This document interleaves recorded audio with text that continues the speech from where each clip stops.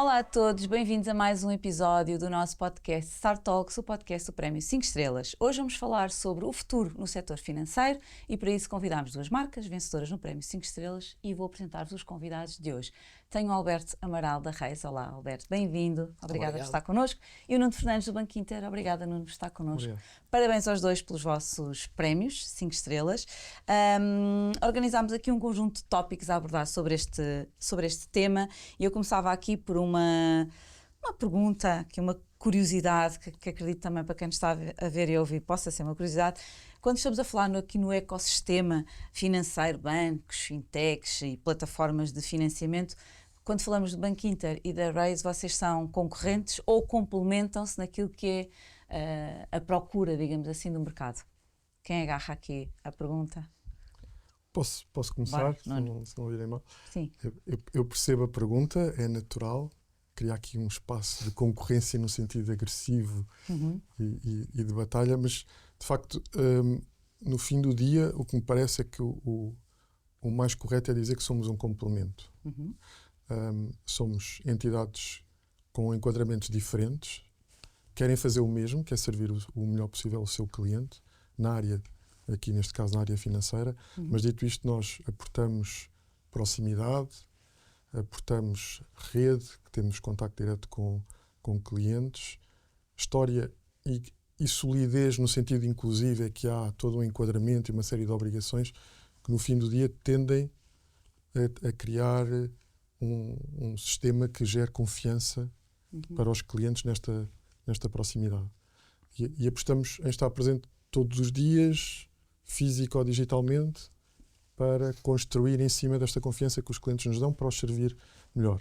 Admito que muitas vezes podemos até ser desafiados, não querendo agora já ir à resposta do Alberto, e isso é bom quando temos outros intervenientes que nos vão desafiando todos os dias. Foi assim que chegámos a adultos, não é? Na escola, na família, etc. Fomos todos sendo desafiados e muitas vezes, para quem está atento, e nós achamos que o Banco Inter está atento, esse desafio se acaba por incorporar, se vemos que é um tema que permite servir os clientes, acaba por ser incorporado no nosso modelo de negócio de uma forma ou de outra.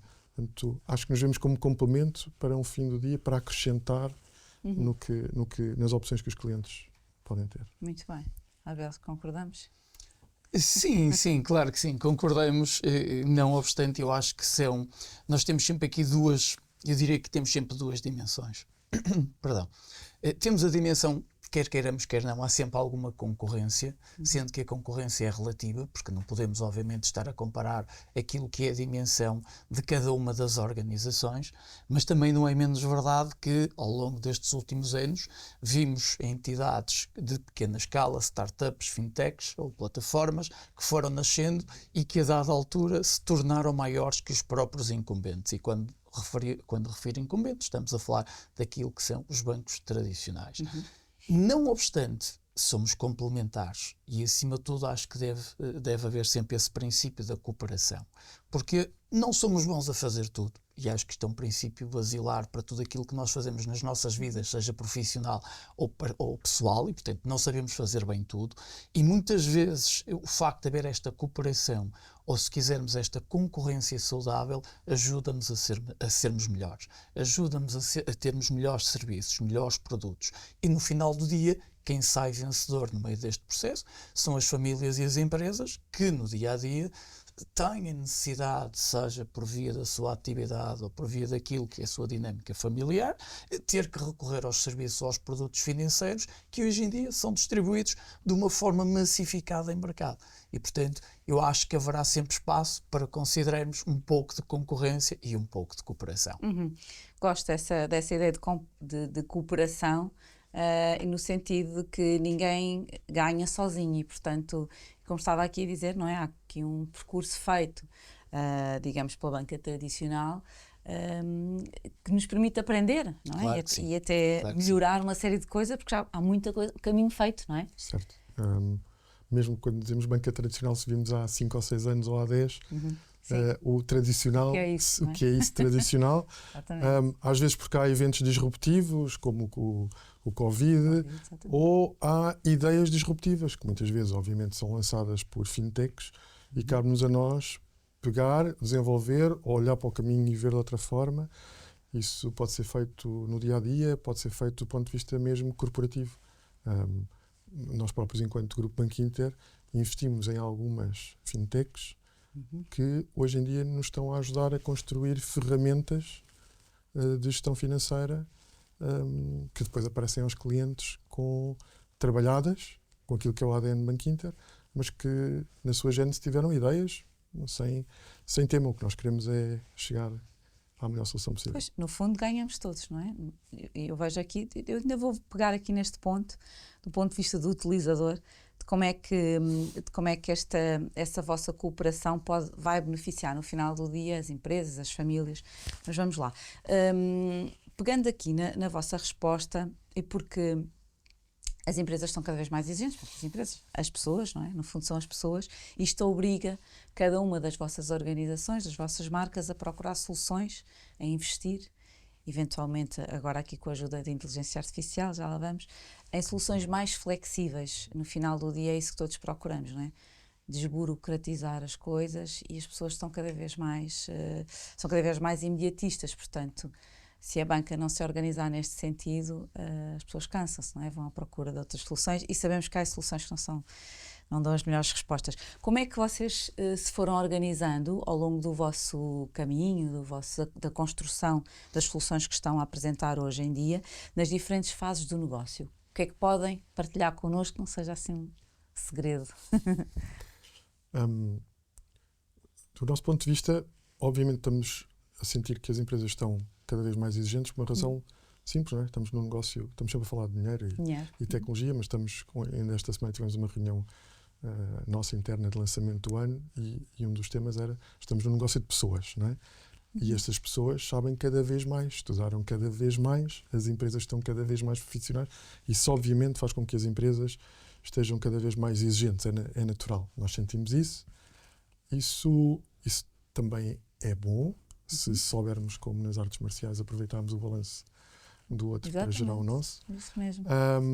E isso faz com que, de facto, agora falando de empresas, estamos a falar desde a empresa que se calhar ainda nem está criada e cuja pessoa se sentou ali na nossa agência do Marquês de Pombal ou da Avenida de França, no Porto, ou onde seja, nós recebemos, esperamos receber bem, pessoas que, desde as que têm ideias até aquelas que vão fazer fábricas em algum ponto da Europa. E, portanto, é um desafio tremendo, antes de mais para os nossos gestores que estão ali à frente, porque têm que ter conversas tão variáveis como estas. E depois temos de ter uma organização que consegue corresponder com produtos, com conhecimento em cada um desses temas. É por isso que é bom a dimensão que temos, a experiência que temos em Portugal. Já fazemos este ano 10 anos e estamos muito orgulhosos por isso. Bem, mas no fim do dia isso é exigente para nós também. Quando no fim do ano chegamos, temos sempre a dura tarefa de dizer que ideias e projetos é que vamos desenvolver, e começamos a somar todos por esse nível, e de repente temos 200 ou 300 projetos para desenvolver, e depois temos a dura tarefa de, então, mas quais são os 10 que vamos desenvolver? Tipicamente o que nós tentamos fazer é um mix de temas entre vamos investir em tecnologia que de alguma forma simplifique a transacionalidade, vamos investir em alguma tecnologia que os nossos gestores também possam ter mais tempo para responder a essas perguntas. E daí que, por exemplo, nos prémios 5 estrelas, é a única referência que vou fazer, tanto temos prémios por contas à ordem, que achamos que simplificam, remuneram logo, etc., ou temos por plataformas, no caso de empresas de negócio internacional, para facilitar essa parte do ciclo de vida. Se eu quiser ter relações com os Estados Unidos ou com a Austrália, eu não posso estar dependente de ter uma resposta no horário de trabalho da agência, não é? Tem que ser 24 sobre 24 e todos os dias do ano. Portanto, o ponto é, só para terminar, ter a capacidade de ter gestores que têm um leque de conhecimento e de experiência muito grande, e ter depois soluções tecnológicas que vão a cada momento. Ou porque temos um produto, às vezes transformam-se em commodities, não é? As contas correntes, etc. Mas depois temos plataformas que, com base, só esta plataforma em concreto, por exemplo, foi desenvolvida com os nossos exigentes clientes. Depois acaba por nos simplificar a vida, não podemos ter consultores durante um ano, não. Se fizermos focus group com 10 clientes destes tipos diferentes, eles vão rapidamente dizer o que é que eles precisam. Exatamente, levam as soluções. Alberto, na Race, como é que se organizam em termos das vossas soluções serem mais flexíveis para um mercado cada vez mais exigente? As pessoas aparecem já com as coisas todas, ou contactam-se já com tudo preparado. Eu li aquilo e ali tenho um amigo, o ChatGPT disse-me. Sim, não. É? Eu acho que é um pouco tudo. Em primeiro lugar, só dar uma nota que é relevante, que é a seguinte. A ideia de uma plataforma ou de uma fintech é ser disruptivo. E o ser disruptivo é trazermos algo suficientemente diferente para que possa atrair novos públicos e novos targets. Não quer dizer com isto que tenha que ser uma tecnologia último grito, mas tem que ser algo que simplifique a vida das pessoas e das empresas. Quando estamos a falar, no caso da plataforma da Race, e por questões regulatórias, à data de hoje, e ao abrigo do Regulamento Europeu, não é possível a Race trabalhar com particulares. Portanto, a Race, enquanto plataforma de financiamento colaborativo, à data de hoje só pode trabalhar com empresas.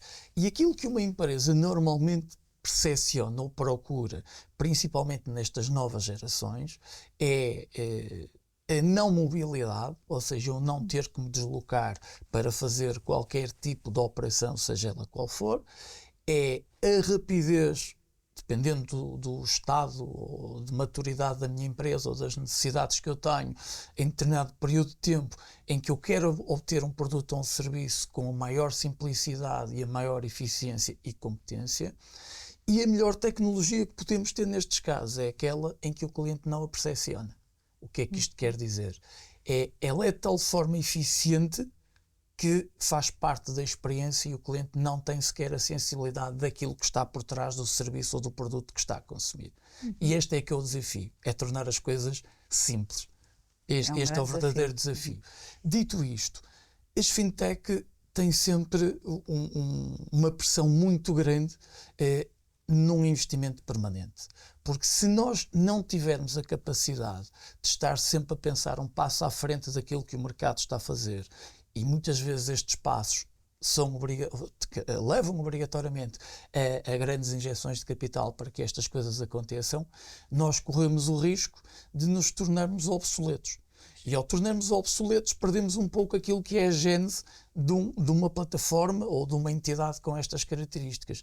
E temos que ter sempre a capacidade de ter sangue novo a entrar na empresa, temos que ter sempre a capacidade de estarmos no mercado, termos mundo para perceber tudo aquilo que está a acontecer lá fora, porque muitas das operações e da tecnologia que estamos hoje em dia a comercializar ou a implementar já têm 4 ou 5 ou 6 anos de maturidade noutros países. Nem sempre esta transição é imediata, nós nem sempre fazemos esta transição da mesma forma, não obstante nós sermos conhecidos como os famosos early adopters, ou seja, temos a capacidade e vontade de ter sempre novas tecnologias e cedo, ainda assim é desafiante, porque isto cria pressão nas pessoas, nas equipas, porque o processo parece que nunca está concluído, e é uma verdade, portanto é sempre o famoso work in progress, há sempre qualquer coisa que está a acontecer, e depois temos verdadeiramente que nos adaptar, porque cada vez mais, e sejam as plataformas, sejam os bancos, seja o que for, hoje em dia é verdadeiramente um ecossistema global e mundial. E com a maior das facilidades, qualquer player europeu, qualquer player de outra geografia, seja dos Estados Unidos, o que for, pode chegar a Portugal, fazer exatamente aquilo que nós estamos a fazer, com muitos mais recursos, com muito melhor tecnologia, e isso leva-nos a um desafio permanente. Ou seja, não podemos descuidar nunca a parte do investimento da tecnologia no serviço do cliente, e volto a referir, a melhor tecnologia é aquela que o cliente não percepciona. Ainda assim, o cliente, e neste caso a empresa, tem que ser sempre o centro da nossa atenção. Do lado dos particulares, temos a virtude do investidor. Ou seja, temos que ter a capacidade também neste caso, não, e ao contrário de um banco, porque nós não somos uma instituição financeira, okay? Somos um intermediário financeiro, uma plataforma de crowdfunding, onde dentro dessa mesma plataforma, enquanto marketplace, junta investidores e empresas, portanto investidores que têm excesso de liquidez e querem colocar as suas poupanças, e estas empresas que querem de alguma forma receber esse capital para poderem executar os seus projetos. E isto muitas vezes também traz um desafio adicional, porque temos que estar sempre a garantir este equilíbrio entre quem procura e quem tem para oferecer. E mais uma vez, a tecnologia é diferenciadora, faz toda, eu diria que é o período, o processo mais crítico dentro de uma plataforma como a nossa, porque eu tenho que ter a capacidade de atrair permanentemente novos investidores, novas empresas e com a capacidade e a agilidade de eles se sentirem bem e de acordo com aquilo que são as necessidades que à data de hoje cada um destes players pode ter. Muito bem, sim senhor. Antes de avançarmos aqui para a próxima questão e falamos de tecnologia, portanto vamos por aqui, vocês têm ideia de quantas pessoas tem o Banco Inter em Portugal? A equipa, mais ou menos, entre X e X. Cerca de 1000 pessoas. 1000 pessoas. E a Reis? Mais ou menos. É uma questão de zeros, não é? Tudo uma questão de zeros. Sim. Já vamos ter a minha pergunta. Sim. A Reis à data de hoje tem sensivelmente 15 pessoas. 15 pessoas, muito bem. Portanto, vou falar para aquelas pessoas que nos estão a ver ou ouvir, mas também é para vocês. Pessoas queridas, já subscreveram o nosso canal? Star Talks, podcast Prémio 5 Estrelas. Vocês os dois já. Imagino que... eu vou ver.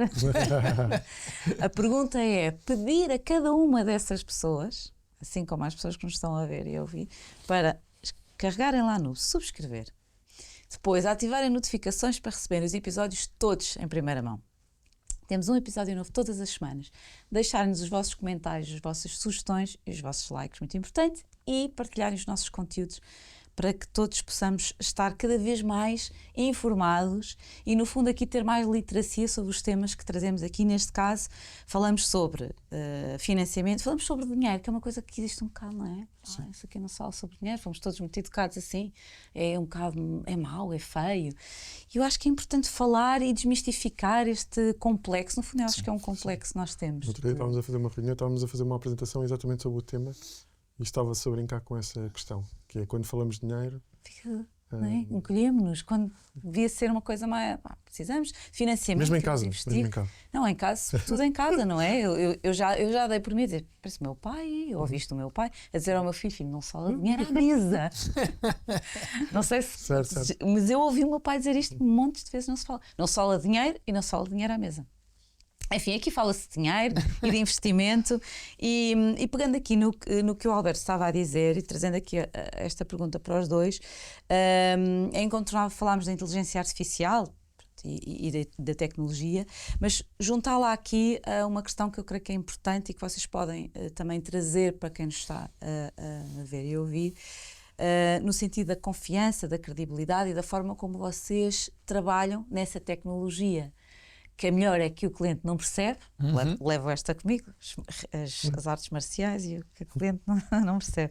Como é que a inteligência artificial é utilizada na gestão do risco e naquilo que é o cumprimento da compliance? E se puderem aqui explicar um bocadinho o que é isto, só para ficar aqui tudo claro, nestes termos mais, que são uma linguagem mais técnica, como é que, o que é que vocês, quer no Banco Inter, quer na Reis, fazem na gestão do risco, usando a inteligência artificial na gestão de risco? Ok. Só para continuar naturalmente pela sequência, sim. Vou pegar um tema, só introduzindo um tema para nós, enquanto Banco Inter, muito importante. Como disse, o nosso negócio é pessoas e a tecnologia serve para tornar essas pessoas super poderosas. Certo. E a inteligência artificial também. E portanto, é óbvio que cada vez mais, para termos sucesso, temos de ter essa capacidade tecnológica, mas temos sempre esta visão no Banco Inter que é apoiar o humano, leia-se os clientes, ou apoiar o humano que são os nossos gestores e que é isso, é essa capa que nos diferencia e onde nós queremos chegar, que tem que estar apoiados, obviamente, pelos superpoderes da IA, que é quase tende para infinito a capacidade de facto de aplicabilidade não é? E voltando só a fazer uma referência passada, o tema da exigência ainda é de facto aumentado com a IA, não é? Portanto, os clientes, isto é um caso, são casos reais, que chegam muitas vezes já com uma conversa tida com o seu amigo ChatGPT ou similar sobre o que é bom, taxa fixa ou taxa variável, mista, e portanto é cada vez mais desafiante porque os gestores, ao mesmo tempo é bom, não temos que começar a conversa do zero, do jardim escola, não é? Mas de repente já os nossos clientes nos desafiam com conversas que já estão e certezas, não é? E certezas. E há muitas Ora, aí certezas. está. Não, eu li isto. O tema é super importante porque não são certezas, não é? São ideias que são boas para nos... Bem, mas indo ao tema, e partindo deste pressuposto que vamos utilizar a IA para simplificar, muitos destes temas são exatamente... eu vou começar por internos, porque às vezes estamos sempre a falar do cliente. Sim. Cliente interno também, não é? O nosso cliente interno, para nós, no nosso ADN, temos muito a forma 1 mais 1 igual a 3, do ponto de vista da equipa. Nós esperamos é que com a IA seja igual a 4 ou 5. Não é? Como? Eu vou casos práticos. Nós temos muitas obrigações e bem, os clientes têm que estar descansados que as coisas funcionam, do ponto de vista de verificar se as transações cumprem, do ponto de vista de branqueamento de capitais, do ponto de vista de hipóteses de fraude. Temos muitas e boas obrigações. Não é suposto eu estar na Avenida de Roma a comprar numa pastelaria e a seguir a levantar dinheiro na Indonésia, num país qualquer. Isso é estranho, não é? Não podemos ter pessoas a ver isto, não é? Todos os dias.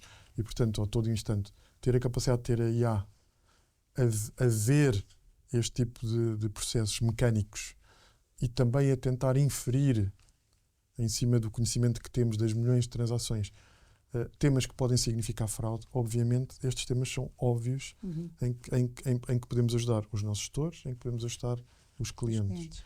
Temas de IA, mais uma vez, se estou a fazer o início de um processo de crédito para uma empresa que é sucursal de uma empresa de um país qualquer de outro continente, o que é necessário? Vamos começar por aí, não é? Eu utilizar a IA para pelo menos ter um ponto de partida de quais são todos os regulamentos e todos os processos que é preciso, ajuda-me a mim, ajuda o cliente. Portanto, vão de coisas tão simples como mastigar, salvo seja, regulamentos, processos e conseguir logo identificar os principais, a identificar transações, a identificar...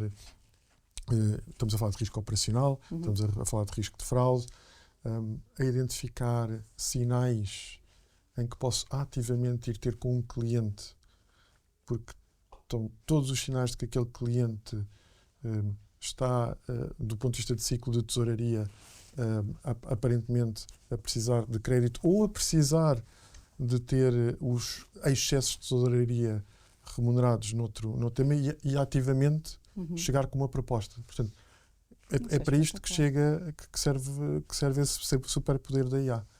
Para podermos antecipar comportamentos, para podermos identificar o que é anómalo e o que não é, e os nossos clientes poderem dormir descansados. É o que a pessoa sonha, não é? Dormir descansada. Alberto, o que é que acrescentamos aqui? Muito bem.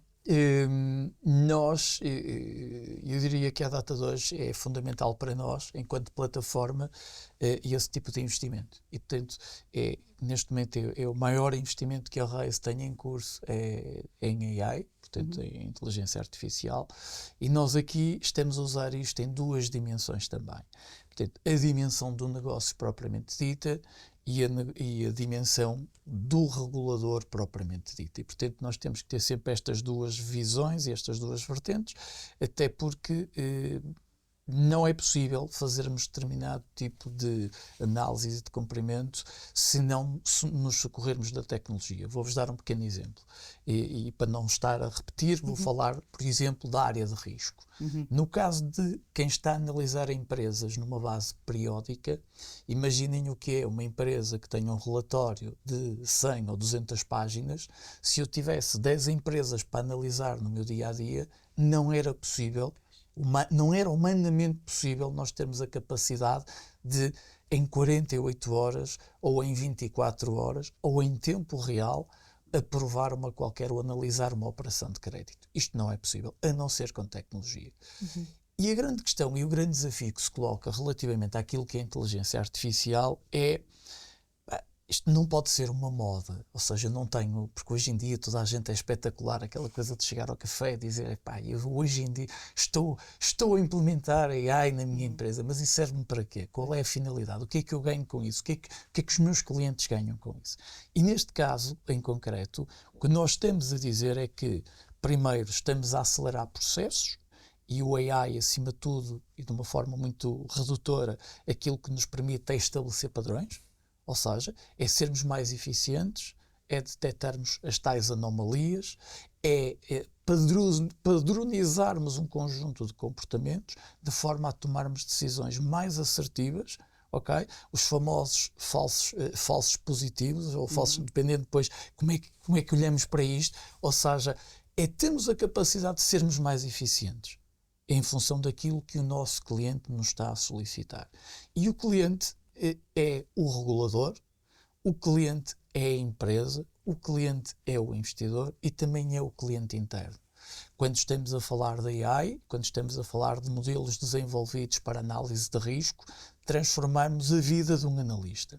Também, para que não fiquem dúvidas, a tecnologia não vem substituir as pessoas, porque a tecnologia por si só, e pelo menos à data 2, porque estamos a falar da AI fraca, ou seja, não tem capacidade de pensar por si só, portanto está a processar um conjunto de informação que depois traduz em padrões e que traduz em determinados resultados. Aquilo que estamos a dizer é que, até para simplificarmos e darmos aqui algum conforto aos reguladores, e no caso da Raise, Banco de Portugal e CMVM, é demonstrarmos que teremos sempre pessoas físicas numa segunda camada, onde fazem, por amostragem, um conjunto de testes para garantir que tudo isto acontece em tempo real e numa base de segurança que de outra forma não seria possível. E só assim é que a tecnologia ao serviço do nosso negócio faz sentido nas nossas vidas, porque caso contrário, estamos a entregar de alguma forma a nossa vida às máquinas e à data de hoje já percebemos que não funciona sempre da forma que nós gostaríamos e, mais do que isso, o facto de ter a tecnologia não quer dizer que a esteja a saber utilizar da melhor forma. E, portanto, não chega só a ter a tecnologia, é preciso percebermos de que forma é que ela se adapta à nossa realidade e de que forma é que ela nos permite criar valor no nosso modelo de negócio. Exatamente. Não chega a tê-la investir, tudo a funcionar, mas depois que mais valias é que eu retiro daqui e no fim do dia como é que isto beneficia todo o ecossistema. Estamos na reta final aqui do nosso podcast. Posso voar? Não sentem isto? É verdade. Podíamos ter aqui muito mais tempo. Antes de vos deixar ir embora, queria perceber aqui, em conjunto convosco, como é que tem sido, no caso do Banco Inter, da Raise, como é que tem feito aqui nos processos. Falamos da inteligência artificial, mas acredito que antes da inteligência... Aliás, a inteligência artificial já existe há imenso tempo. Agora é que é generativa, é que veio aqui causar este buzz todo. Na automação dos processos para retirar dos clientes aquele peso da burocracia, da chamada papelada, como é que vocês têm posicionado nos vossos negócios para serem aqui marcas 5 estrelas, não é? Portanto, acredito que exemplos na forma como automatizam esses processos e beneficiam o cliente com menos burocracia. Bem, o tema da automação, agora mais uma vez potenciada para a IA, é um tema, como disse, já vem há muito tempo.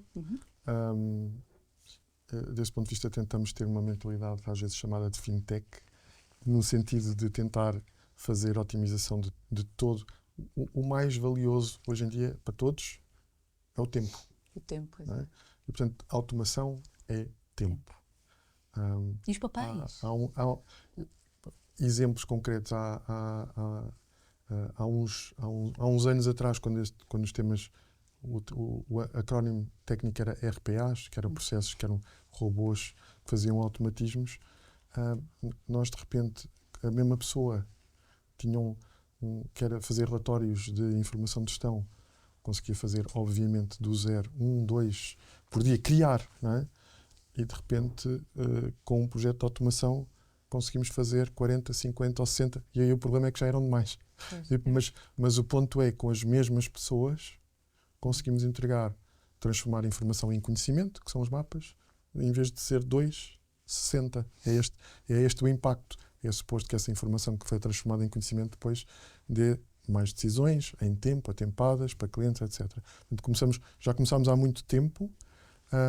Também é automação no sentido de ter processos que dão autonomia às pessoas.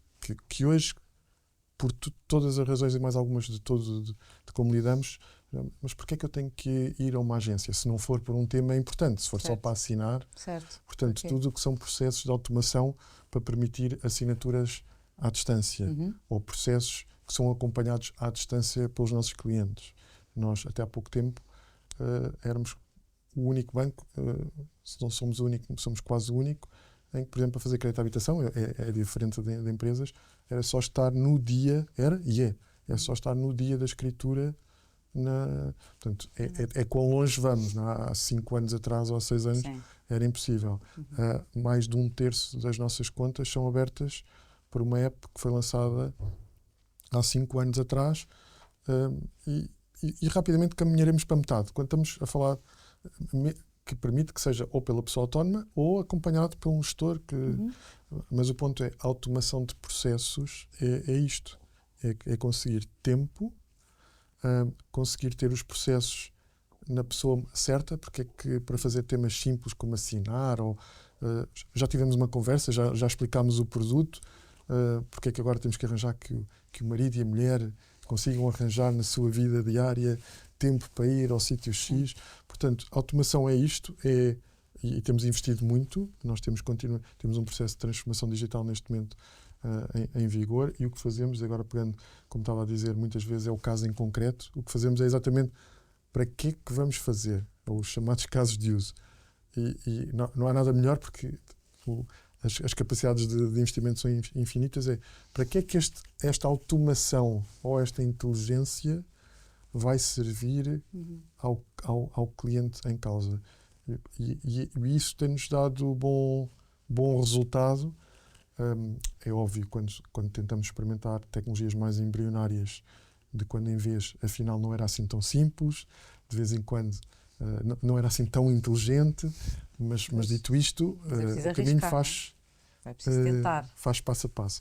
Mas basicamente para nós a automação é isto, é tempo e capacidade de entregar mais competências que permitam aos clientes ser mais livres e aos nossos gestores mais dedicados ao que é a parte nobre do trabalho deles.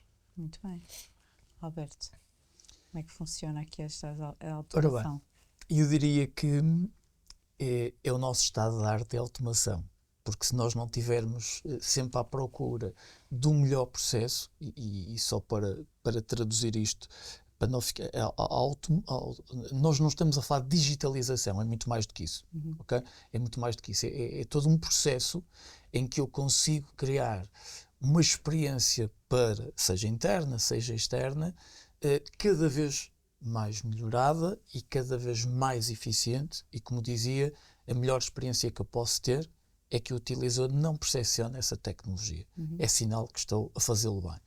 Porque no mundo atual, e com o processo imediato com que cada vez mais as novas gerações começam a lidar, nós já estamos um pouco obsoletos. Porque ter que preencher um papel, ter que ir a um espaço físico, termos que fazer algo que possa demorar mais, eu diria, de 30 segundos, é um problema para as novas gerações. Porque eles não estão, eu diria, não têm paciência para ter um processo que não seja capaz de fazer isso. Para terem ideia, há entidades por este mundo fora que conseguem, e hoje em dia, só um passo atrás, peço desculpa, hoje em dia o que mede a nossa capacidade de automatização de processos, digamos, deste estado de arte, é o número de cliques que nós temos que dar até atingir o objetivo que fomos à procura, seja para abrir a conta, seja para pedir um produto ou qualquer serviço. E, portanto, é assim que hoje em dia se mede a competência, digamos assim, das soluções. E para terem ideia, não é o caso da Europa, até porque na Europa, por via dos RGPDs e afins, temos uma série de limitações, e bem, porque também é importante defendermos, obviamente, aquilo que são os nossos dados e dos nossos clientes, mas há operadores, nomeadamente na Ásia, em que conseguem fazer operações em 3 cliques, o que é uma coisa completamente impensável à data de hoje. E quando no início da nossa conversa eu referia que temos que estar sempre à frente e a percepcionar o que é que lá fora já vai acontecendo e de que forma, isto é desafiador, mas ao mesmo tempo também é preocupante, porque começamos a entrar quase num processo instantâneo em que tudo parece que acontece em tempo real. E este é o desafio. Como é que nós conseguimos estar num modelo de negócio regulado, onde temos um conjunto de regras, sejam elas de branqueamento de capitais, de tudo, ou seja, tudo que está em volta daquilo que é um regulador, seja ele europeu ou nacional, neste caso, e como é que eu consigo fazer o negócio? Usando tecnologia e sendo cada vez mais eficiente e sendo cada vez mais capaz de estar no mercado e ser diferenciador.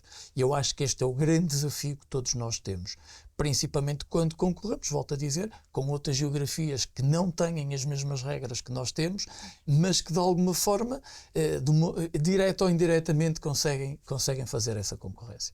E acho que é por aí que passa. É por aí que vamos.